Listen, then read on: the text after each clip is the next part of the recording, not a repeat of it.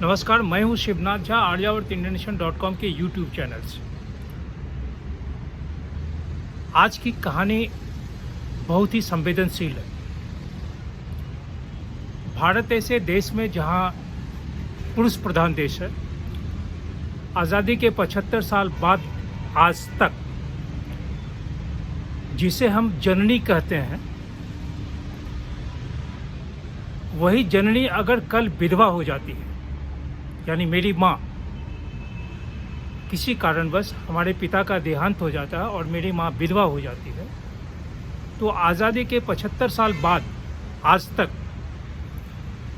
सरकार की ओर से ऐसी कोई भी व्यवस्था नहीं है, कोई भी नियम नहीं है जो प्राथमिकता के साथ विधवाओं के संरक्षण की बात करे। यह दुखद है। इससे बड़ा दुख और कुछ नहीं हो सकता है इस स्वतंत्र भारत के 75वें साल में। आज भी भारत की सड़कों से भारत की कहानी के इस श्रृंखला के बारे में जो एक सोच है, वो सोच हमारी माँ तो है ही। उसके अलावे विगत दिनों जब मैं रायसीना हिल पे बैठ के, हमारे पीछे नॉर्थ ब्लॉक, सामने साउथ ब्लॉक, दाहिने तरफ राष्ट्रपति भवन, वहाँ हमारे पीठ पर एक वृद्ध महिला ऐसे थपथपाई। मैं जैसे पीछे घुमा तो मुड़ते ही वो पूछती है कि मुझे राष्ट्रपति भवन जाना है। राष्ट्रपति जी महिला हैं, मैं भी महिला हूँ, वो भी विधवा हैं, मैं भी विधवा हूँ। मुझे बहुत समस्या है। समाज में हमारे लोग, घर के बच्चे हमारे ज़मीन को हड़पना चाहते हैं। वो अपने माथे पे एक मोटरी रखी हुई थी जिसमें कुछ कपड़े उसके होंगे और कुछ कागजात दिख रहे थे। किनारे से जो बांधी थी उसमें किनारे से कागजात दिख रहे थे। मुझे ऐसा लगता कि शायद वो जमीन जायदाद के संपूर्ण कागज को लेके भारत के राष्ट्रपति जी से मिलना चाहती थी। उसके मन में ऐसा यह विश्वास था। वो महिला राजस्थान से आई थी। चतुर्दिक सन्नाटा था रायसीना हिल पे, क्योंकि रायसीना हिल में जब सेना भवन की तरफ से एंट्री लेते हैं, वहाँ पे चेक पोस्ट बना हुआ है दिल्ली पुलिस की, वहाँ एंट्री सबों की नहीं है। लेकिन उस वृद्ध महिला को वहाँ पे जो भी संतरी थे, जो सुरक्षा कर्मी थे, उन्हें आने दी। वो वृद्ध महिला चाहती थी कि वो राष्ट्रपति से मिले। उनका कहना था कि भारत की राष्ट्रपति महिला है, वो भी महिला है, भारत की राष्ट्रपति विधवा है, वो भी विधवा है, इसलिए दोनों एक दूसरे, भारत की जो राष्ट्रपति हैं वो एक विधवा के दर्द को समझेंगी। और उसी विश्वास के साथ वो आगे जाना चाहती थी कि उसे संरक्षण मिले। उसकी जमीन, उसके जो पति थे, उसके सारे जमीन उसके नाम से कर दिए थे, लेकिन घर में लोग उसके जमीन को हड़पना चाहते थे, चाहे उसके बच्चे हो या समाज के दूसरे लोग हो। तो वो चाहती थी कि मैं राष्ट्रपति जी से मिलकर ये बात उन्हें बताऊं और मुझे संरक्षण मिले, ताकि मैं जिंदगी का जो और शेष दिन है उसे खुशी खुशी जी सकूं। उसकी आयु मेरे हिसाब से करीब 75 वर्ष की होगी। ये तमाम बातें वो अधिक से अधिक 15-20 सेकंड में कह डाली और फिर निकल गई। इस कहानी को मैं बहुत दिन से सोच रहा था, कहूँ या ना कहूँ। मैं अपनी माँ को करीब 18 साल विधवा देखा हूँ, विधवा के रूप में देखा हूँ। मेरे पिता का देहांत 1992 में हुआ था और मेरी माँ, जहाँ मैं बैठकर आज इस कहानी को कर रहा हूँ, यहीं 29 सितंबर की रात को, 2010 के 29 सितंबर की रात को 12 बजे के आसपास उसका हंसता मुस्कुराता शरीर पार्थिव हुआ था और वह इसी स्थान पर उसका पार्थिव शरीर रखा हुआ था। भारतवर्ष में तकरीबन 40 मिलियन महिलाएं हैं, जिसमें 10% विधवा हैं। अगर भारत सरकार के जितने भी कानूनविद या कानून की जो जितनी भी किताबें हैं, उन किताबों को अगर आप देखें तो तकरीबन 11 से लेके 12 तक, 12 की संख्या में या उससे अधिक भी ऐसे नियम, ऐसे कानून हैं जो महिलाओं का या महिलाओं को प्रोटेक्शन प्रदान करते हैं।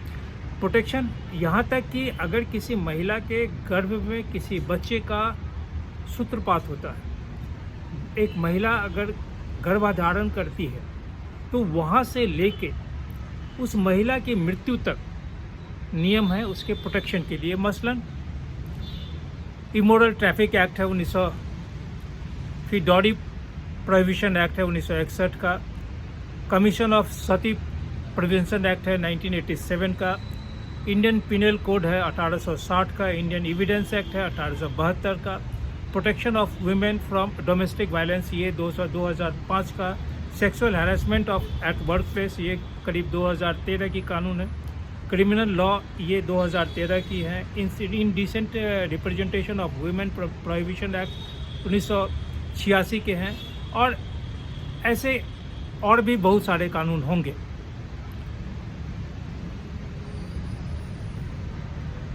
अगर एक पति अपने मृत्यु से पहले अपने विल में अपनी पत्नी का नाम उद्धृत नहीं किया तो हिंदू सक्सेशन एक्ट 1956 एक है जिसके तहत उसे जो भी प्रोटेक्शन मिल सकता है वो मिलेगा, वो सिर्फ संपत्ति के बंटवारे में, इसके अलावा कुछ नहीं। इंडियाज़ अबंडन मदर्स जो किताब मैं किया था, उस किताब में मूलतः बनारस और वृंदावन की जो महिलाएं हैं, महिला मतलब विधवा, उनकी जो पैथेटिक कंडीशन है उस पर मैं यह किताब किया था। उस किताब का मुख्य उद्देश्य यह था कि मैं तब तक अभी माननीय प्रधानमंत्री नरेंद्र मोदी साहब सिंहासन पे आ गए थे। उनके आने के दूसरे वर्ष में 1914 में नहीं 1915 में इस किताब को मैं बनाकर तैयार किया था, जो मकसद था उसे पूरा करने के लिए। उस किताब का मुख्य उद्देश्य मैं यही किया था ताकि मैं प्रधानमंत्री से या देश के जो गृह मंत्री हैं, देश के जो कानून मंत्री थे, उन तमाम लोगों से मैं निवेदन किया था कि विधवाओं के हितों की रक्षा के लिए, जब तक वो जीवित हैं, उनके हितों की रक्षा के लिए एक बेहतरीन कानून बने। इस दिशा में सुलभ के जो संस्थापक हैं डॉक्टर बिंदेश्वर पाठक, जिन्होंने इस दिशा में बेहतरीन काम किया है। मैं तो कुछ हूँ ही नहीं, मैं तो अदना सा आदमी हूँ, बहुत छोटा सा आदमी हूँ। उन्हीं के काम को मैं एक डॉक्यूमेंटेशन के रूप में एक किताब के माध्यम से सरकार से मांग की थी कि आप एक ऐसे कानून को बनाएं जिससे विधवाओं की रक्षा हो। अगर एक विधवा कोई हो जाती है, उसका पति का देहांत हो जाता है, चाहे उसका पति कैसा भी हो, लंगड़ा हो, लूला हो, अनपढ़ हो, जैसा भी हो, पति की उपस्थिति में एक महिला जितना प्रोटेक्टेड होती है शायद पति के मरने के बाद नहीं, चाहे उसका संतान उसे कितना भी सुरक्षा दे। लेकिन भारत के समाज में ऐसा देखा गया है, जो उसमें किताब में वर्णन भी किया और लिखा भी, जो देखा कि विधवा होने के बाद उसकी जो स्थिति होती है, सामाजिक स्थिति, वो अपने घर में रहकर भी अपने घर से बहुत दूर होती है, समाज में रहकर भी समाज से बहुत दूर होती है। किसी भी प्रकार के सांस्कृतिक या जो पारंपरिक गतिविधियां घर में होती है, चाहे विवाह हो या किसी भी तरह का जो पर्व त्यौहार है, विधवा जो सब घर में है, उनका जो प्रवेश है उसमें नहीं के बराबर होता है।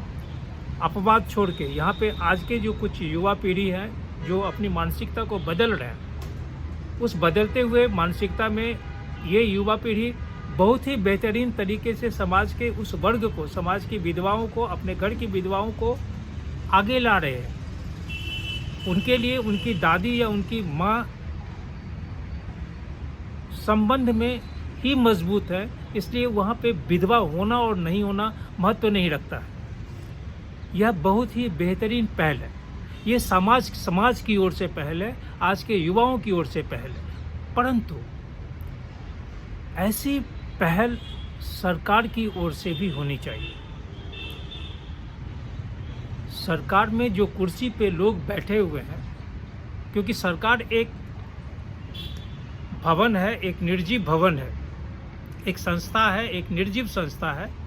अब निर्जीव कितना संवेदनशील होगा यह नहीं कह सकते, परंतु उस निर्जीव संस्था के अंदर जो लोग बैठे हुए हैं, जो लोग कुर्सी पे बैठे हुए हैं, वो कितने संवेदनशील हैं समाज के प्रति, यह महत्व रखता है। और भारत की विधवाओं के मामले में यह महत्व बहुत अधिक होना चाहिए, क्योंकि विधवा आज हुई है, कल वो माँ थी। आज घर अथवा समाज में जो सदस्य दिख रहे हैं, चाहे पुरुष हो, महिला हो, जवान हो, बुजुर्ग हो, जो भी लोग हैं, वो आज इसलिए हैं कि कल वह माँ थी, कल वह सधवा थी, कल उसके ही संतान आज बड़े हो गए हैं। लेकिन अगर वो विधवा हो गई, अगर उसके पति का देहांत हो गया, तो इसका अर्थ यह नहीं है कि वो समाज से उपेक्षित हो जाए। परंतु अगर आज की समाज को देखेंगे तो समाज में औसतन 90% यह विकार, यह दुर्गुण आज समाज को घेर रखा है। चाहे बनारस हो, वृंदावन हो, मथुरा हो, इन तमाम क्षेत्रों में 3 राज्यों की जो विधवाएं हैं, खास करके उड़ीसा, बिहार और पश्चिम बंगाल, यहाँ पे हैं। और यहाँ आज से नहीं, ये सैकड़ों वर्ष से यहाँ पे है। लेकिन यहाँ पे एक फिर बहुत बड़ा सवाल ये होता है कि भारत में 28 राज्य हैं, 8 यूनियन टेरिटरीज हैं, तो आखिर अन्य राज्यों में भी तो विधवाएं होंगी। पंजाब में भी विधवाएं होंगी, हरियाणा में भी विधवाएं होंगी, हिमाचल में होंगी, जम्मू एंड कश्मीर में होंगी, राजस्थान में होगी। तो फिर सिर्फ बिहार, उड़ीसा और पश्चिम बंगाल या उत्तर प्रदेश के कुछ भागों से विधवाएं यहाँ क्यों आती हैं? आती नहीं, उन्हें जबरन भेज दिया जाता है। मैं इस किताब करने के दौरान जब वृंदावन में था, तो वृंदावन में ऐसी अनेक विधवाश्रमों में जाने के बाद मैं देखा कि उन विधवाओं को, चाहे वो 200 रुपया या 500 रुपया या 1000 रुपया जिन जिन स्रोतों से वो अर्जित करती हैं या कोई संस्था उन्हें देता है, तो एक निश्चित तारीख को, महीने के पहली नहीं लेकिन महीने के पहले सप्ताह में उनके घर से बहुत से बच्चे वहाँ पहुँच जाते हैं, हालचाल पूछते हैं, बहाना यही होता है। लेकिन जब मैं पूछताछ किया तो मुझे मालूम ये हुआ कि वो बच्चे दादी के पास या नानी के पास या जो भी संबंध है उनके पास जो पैसे हैं, उस पैसे को अपना हिस्सा लेने के लिए पहुंचते हैं, चाहे वो हिस्सा 50 रुपये का हो या वो 500 रुपये का हो। यह विकृति समाज को सत्यानाश कर देगा, ये मानसिकता समाज को सत्यानाश कर देगा, क्योंकि वही बच्चे कल बड़े हो रहे हैं। सोचिए, करीब 10 साल पहले जब सुलभ की ओर से इस मुहिम को शुरू किया गया था, तो सुलभ अपने आप में नहीं, सुलभ इस देश में बहुत सारी संस्थाओं की कमी नहीं है जो महिलाओं के लिए या विधवाओं के लिए काम कर रहे हैं। अब काम करने के बाद जो सबसे ऊंचा आया जी, वो था सुलभ इंटरनेशनल सोशल सर्विस ऑर्गेनाइजेशन, और उसमें भी डॉक्टर बिंदेश्वर पाठक। जब 10 साल पहले जब सुप्रीम कोर्ट में एक PIL फाइल होता है और उस PIL में यह लिखा जाता है कि वृंदावन में सरकारी विधवाश्रम में भी महिलाओं, जब विधवाओं का देहांत होता है तो अर्थ के अभाव में खाने पीने, रहने, कपड़ा लत्ता, ये इन तमाम बातों को छोड़ दीजिए।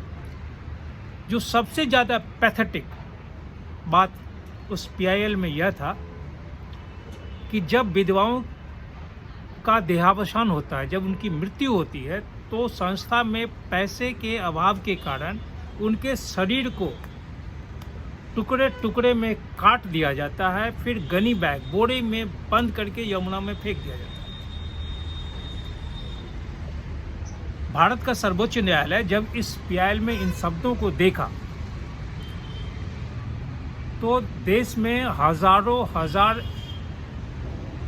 एनजीओज या संस्थाओं के रहने के बावजूद उसने सुलभ के डॉक्टर पाठक को लालसा के माध्यम से लिखा, पता किया कि क्या आप वृंदावन की विधवाओं को खाना खिला सकते हैं, उन्हें दवाई दे सकते हैं, या मृत्यु के बाद उनकी अंत्येष्टि एक पारंपरिक तरीके से, एक जो विधि विधान है उससे हो, यह कर सकते हैं।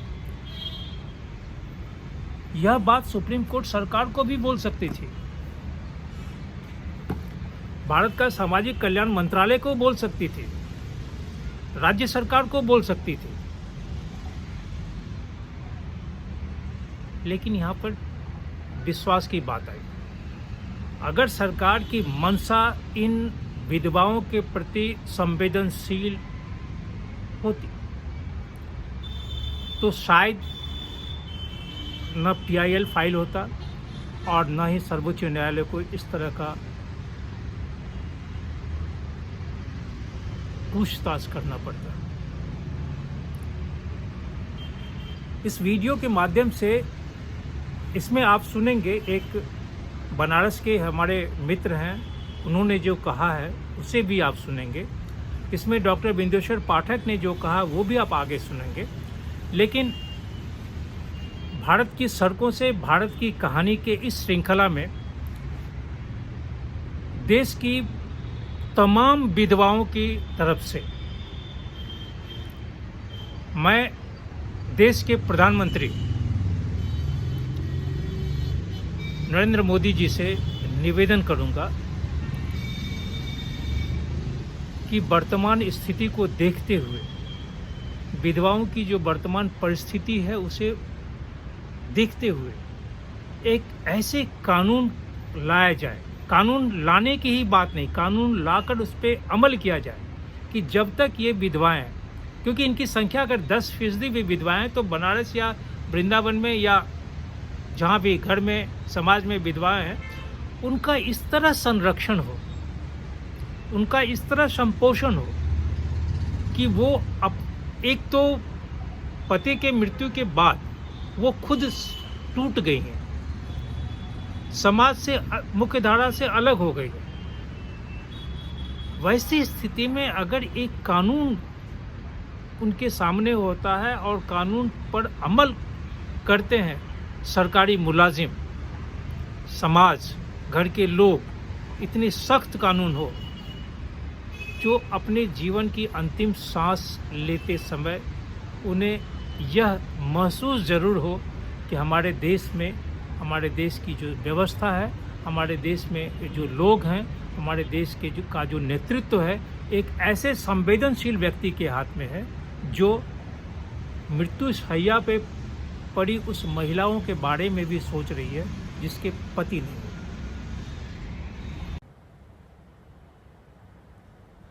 वृंदावन की 1000 से अधिक विधवाओं को खाना नहीं मिलता था, भीख मांगती थी, दवा का इंतजाम नहीं था, और सबसे जो दुखद बात थी कि मरने के बाद उनके लाश को काट करके बिना हिंदू संस्कार रीति से यमुना जी में फेंक दिया जाता था।